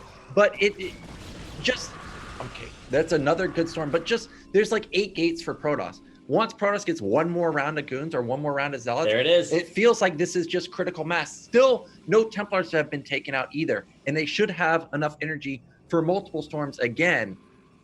Even though this looks like a lot of Hydras, it's because the drone count is so low, and I mean, there's just not a whole lot of ways to like reinforce here. Whereas Bonyth, he's killing it on econ, and actually, oh no, he's gonna segment the Hydras. Now they're trying to pop around and assassinate some High Templar, but he's really just buying time with his Hydra loop-de-loop runaround to try to either snipe off High Templars or get the rest of his army into position. Another storm goes off, another couple Hydras go down. Decent dodging right there. Man, Bonyth's macro is just insane. Now doubling trutaCz's supply. Yeah, 124 to 60s. Lurkers have started morphing, but they've instantly been found. This is going to be GG any moment. With no lurkers, no real chance to actually stop this army. The Zealots and Goons getting on top of everything. I think this is it. I think we're about to crown a new BSL champion here in Ioken. 3-0 so far, dominance by Bonyth, and he is all over the map, getting a third base up, pushing trutaCz back, and there's nothing for trutaCz to return home to. His economy is not that great. His army is shattered. This is there's no cohesion here. He can try to funnel all of his units back for one last big attack, but it's actually just one last medium attack against a massive insurmountable Protoss army. Yeah, there's just not enough trutaCz. He's done a good job to actually keep Protoss back with just one lurker or 2 lurkers. But at some point, Protoss isn't going to care about one lurker. They're just going to go for the throat. And that looks like the time has come. Protoss now starting to move across the map. He's got his 3rd nexus up. He's got cannons going up there. He'll be transferring to the main pretty soon. It's 150 supply to 60. These Hydras are still going for the backstab, but I don't think Bonyth is turning around this time. No. I think the only thing turning around will be those Hydras. Yeah, they have to come back home to try to stop this push, but there is no stopping this push. It is massive. Gateway Man in full form. Upgrades done. Insane storms to stop the reinforcing Hydras from coming in for the flank. And that's it. GG. trutaCz taps out and a flawless victory. Perfect from Bonyth to claim a 2nd BSL championship in a row. Yeah, and there was no doubts about that series, about who was the better player. Like, it was just a convincing win. There was no chance other than match point. I really liked the match point game from trutaCz, but every other game, just complete domination. Even though trutaCz switched it up in the last game, just still didn't work out for him. Yeah. I mean, look, I would have loved to see a 7-game series, really close, really back and forth. But I think the other extreme is also super valuable, where you get to see just how good, just how dominant a player of Bonyth's caliber can be. I mean, I think this is the final that everybody wanted to see, right? You have two of the best players just in the world outside Korea, and even against some of these Koreans, Bonyth and trutaCz are both putting up these huge numbers, and then to see maybe the stiffest competition, and that's how significantly Bonyth is able to win. I mean, I think that should just give you these chills of just how good he's playing right now. Man, it just doesn't get better than that. 4-0 is dominance. And to see it from Bonyth twice in a row really kind of makes you think about BSL Season 10. We got $5,000 on the line. Bonyth's looking better than ever. Can anyone stop him from stealing away one of the largest prize pools in modern Brood War? I don't see it. There's only one game where somebody did. That was Bonyth on Sylphin. Yeah. Every other game, if you go back all the way to round 16, there's no game, not versus TT1, not versus Bonyth, not versus trutaCz, other than the Sylphin game, that Bonyth looked like he could be stopped. So it feels like there's just no one that can step up to him. Yeah, it's not even like a set. It's one single game. That's all that Bonyth lost here. He had an almost flawless performance. He was seeded in the round of 16 from his top 4 placement last season because he won. He gets seeded in the round of 16 into the group of death. You can thank Zero's wife for that one. And so she tried to get Bonyth the hardest group possible. He 4-0s that group flawlessly, gets into the playoffs, goes up against TT1, who made semifinals last time, and 3-0s him. Then he 3-1s Bonyth, who did take that one game, and then comes into the finals here and dominates. So, wow, what a finals. And as the cherry on top, we get a chance to talk to both of our finalists here in an interview. So please join me in welcoming to the stream your grand finalists, trutaCz and Bonyth. Welcome, guys. Hello. Okay, so trutaCz, I noticed that you were in quite a hurry to get out to your private island. I'm glad you were able to make it there in time, but wow, what a finals here. Just kind of talk to you about your mindset, trutaCz, going into the series. Obviously, you guys play each other all the time. You've known how strong each other have been. trutaCz, what were your thoughts coming into the finals? Do you have like any preparation for playing against Bonyth? Because you guys practice together a lot. What was my approach to this finals? I think just regular series, but when it comes to the practice, I didn't have it much, and I wanted to change my playstyle. But when I'm thinking about it right now, I don't think that was a good idea because I didn't have enough of practice of the style I was using. So yeah, that's it, I think. So for Bonyth, I noticed I don't know if this is changing up your play style, but usually we expect a lot of like gateway expands, kind of stuff like that. You're going Forge expands, you're going 12 Nexus over and over again. Was this like part of you changing up your style too?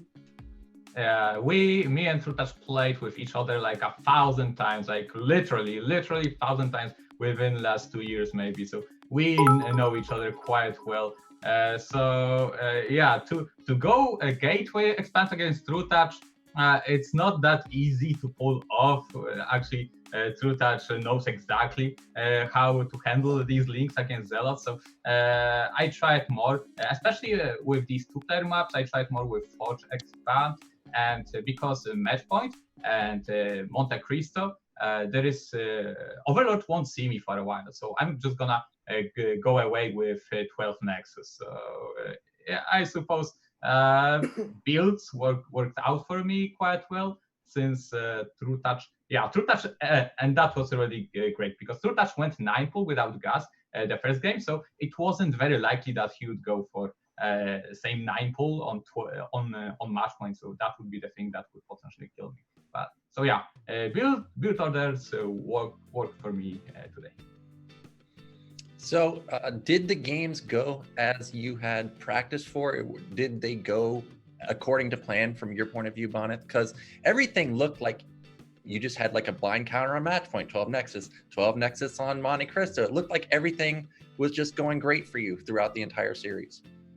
Well, there are also details like I could have delayed my cannon a little bit to get gateway first if needed, because on Monte Cristo, for example, that went for 12 patch and not for overpull. So yeah, it could have been a little bit, tiny bit better, but yeah, it was still fine. Anyway, what was the question again? Is it bad that none of us remember the question? Did the games go as expected? Like, did trutaCz play as you were expecting? Yeah, I see. So I always plan like 3 minutes into the game, and then depending on what I see. Yeah, there is no point in thinking too much ahead because, like, for example, today trutaCz went for Mutile style with Sunkens. I couldn't have predicted that. So I think thinking too much of what your opponent is gonna do, 10 minutes in the game, doesn't make much sense. Okay. For trutaCz, you said you you changed up your style a little bit. What do you think was the reason that things didn't go according to your plans? Did you just need, like you said, more time to practice, or what didn't work out there? Well, yeah, basically, that's probably the reason that I didn't have enough games of this style. I mean, like when I went for this meta style, I practice is like 5 games. So you have to like play it maybe 5 games, but versus every different build order from opponent, right? And like 5 games in total, it's like not enough. That's one thing. Like basically on the match point, when I lost the drone, because this build order is really tied when it comes to the timing. And on match point, I've lost my drone early on. So from that point, I believe I was really behind, and that struggled. But yeah, I don't know if it was a good idea to do that. Maybe I should just play my games like I did against the world and in the previous games in the BSL. But yeah, happened what happened. Well, before the finals, because you played in the round of 24, you had actually won more games than DeWalt or than Bonyth. So maybe that's the moral victory. And in fact, even though you might not have had quite as much practice as you wanted for the finals, you still made it to the finals. And because you placed second, you get I think it's $500 for second place and then $750 for first place. That is a lot of zlotys. So I asked this question to Gorynich earlier. So what are you guys going to do with your massive fat stacks of Polish currency that Zero is going to be hand delivering to you guys in the next few days? What's the plan here, trutaCz? You already have your own private island. What's next? You gonna buy a helicopter to go with it? Well, since I've got my private island, maybe it's time to buy some rum or beer and just drink it there. Sounds good. Is the entire BSL championship winnings going to go towards diapers and milk, or are you going to spend it on something actually exciting, not like a boring dad? Are you going to be a fun dad with your winnings, Bonyth? I don't know. Maybe Protoss upgrades or something. Yeah.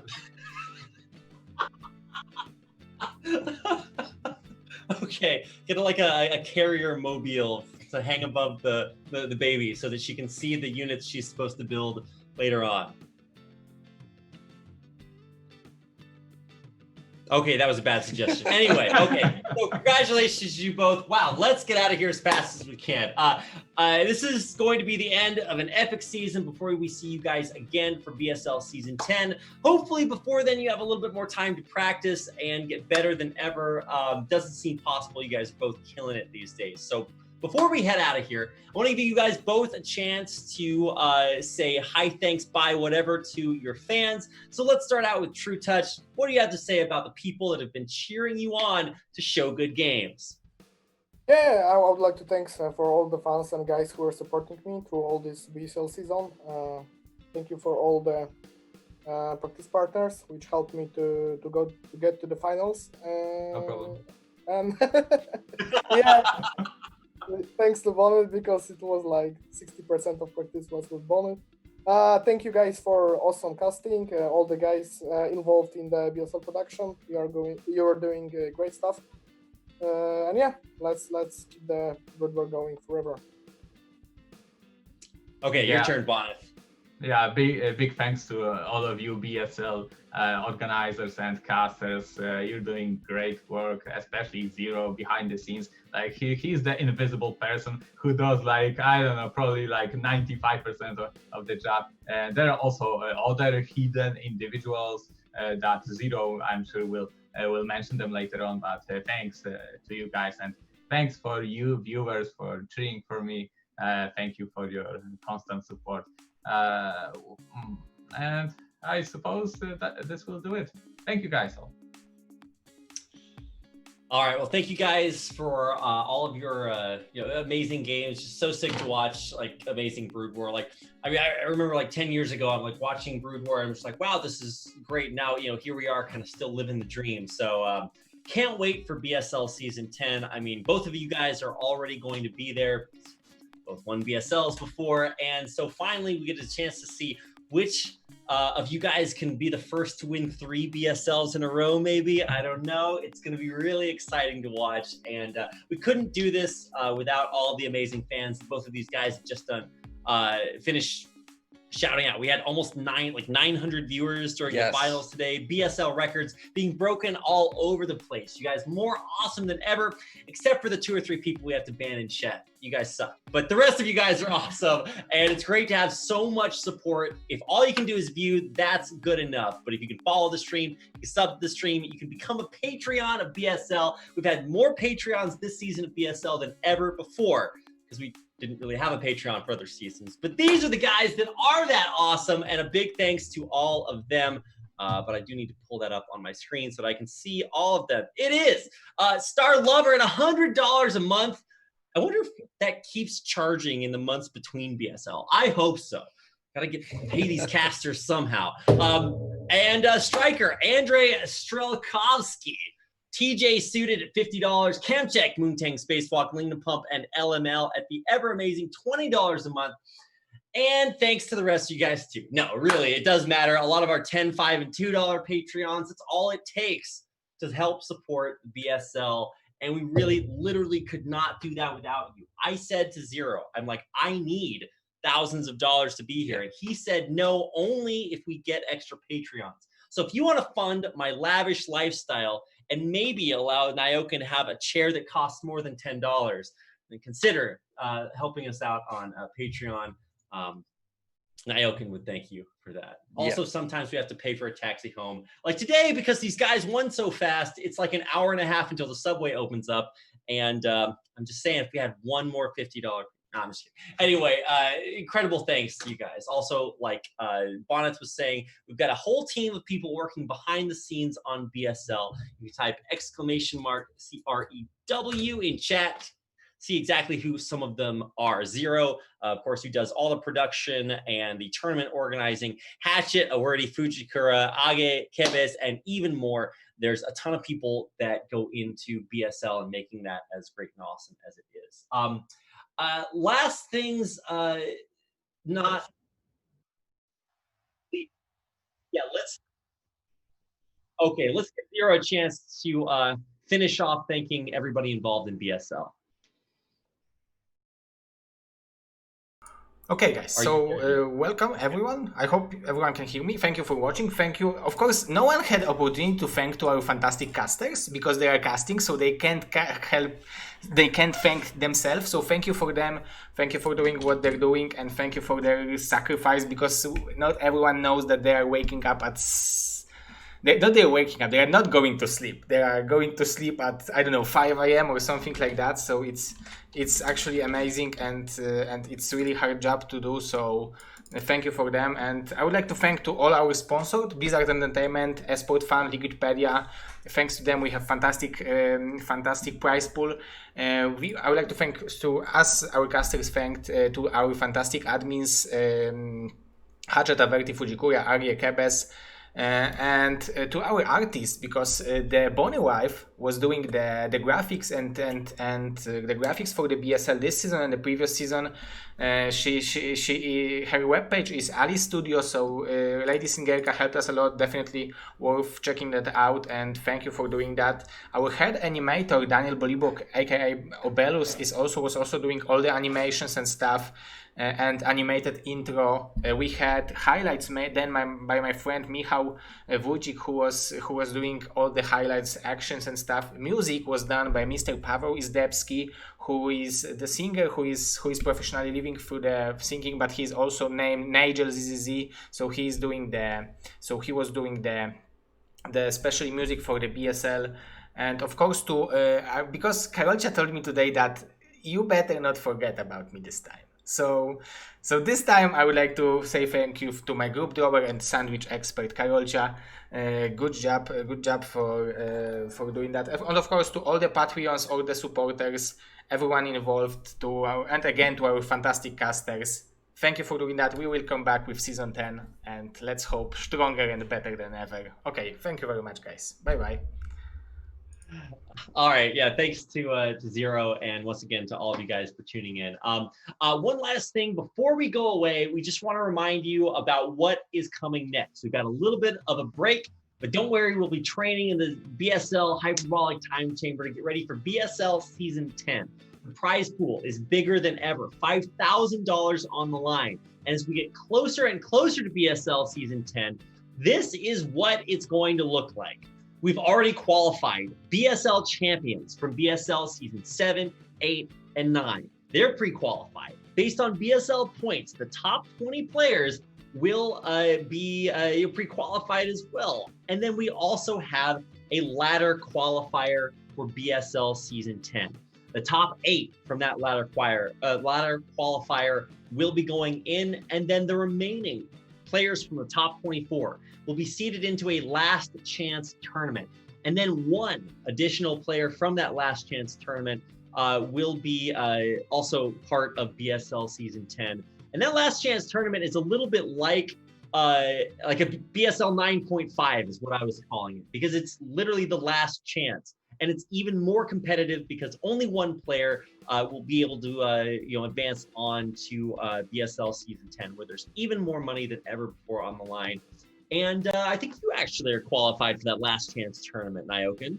Am I? I think it's just ladder. You just get the top. Well, so it's ladder for that, but also I think the BSL point system only goes to the top 20. But then there's also that ladder. I guess anybody still has a chance. Yeah, anybody still has a chance to be in BSL 10.